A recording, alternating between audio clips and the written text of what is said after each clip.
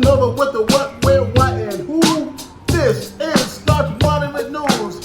Hurricane Ida went on tour from Louisiana all the way to New York. The city got hit, those folks without power. They were pounding 3 inches of rain per hour. Back in Louisiana, Biden swung by, brought resources to get them by. Gas was real short, but he brought more. Paying people suffer, you can't keep score. So far, 50 people have lost their lives, and the rest of the folks trying to survive. Casanova with the what, where,